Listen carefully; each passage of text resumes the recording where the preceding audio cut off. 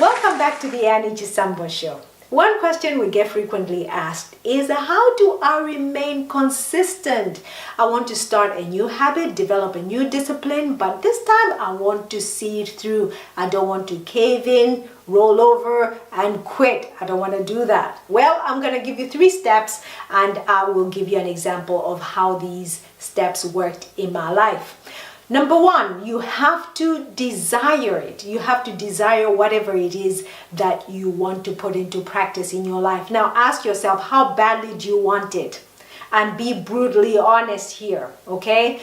Number 2 is you have to decide that whatever it's going to take for you to complete this task or to achieve this goal, you are going to do it. So that's the decision part of it. The third part is write down the action steps you're going to take to accomplish that goal. So let me give you an example.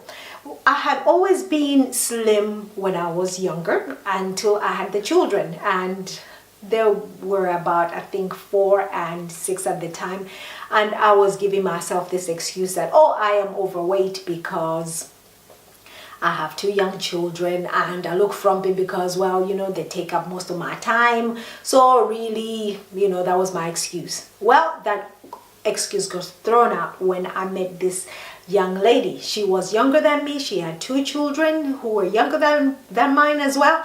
And she looked fabulous. She was slim. She was trendy. And I thought, well, no, I can't use that excuse anymore.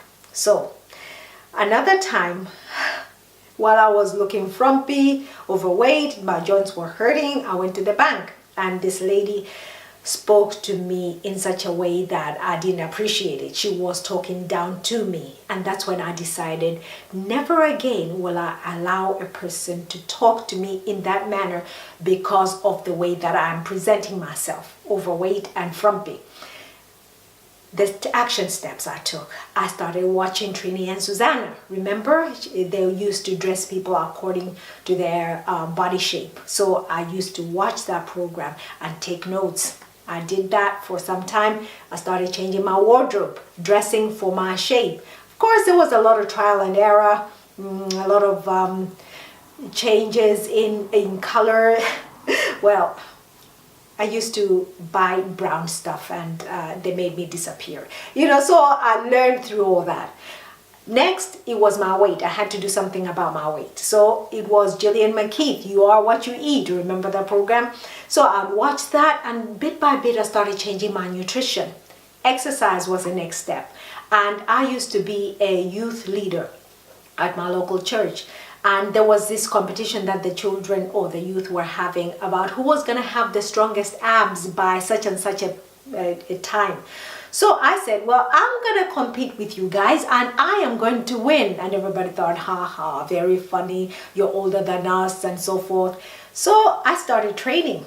And boy, did I take that seriously. And yes, I did win. I'm very competitive in that way. So after winning, I got hooked in a way in exercising. So I started exercising on a regular basis.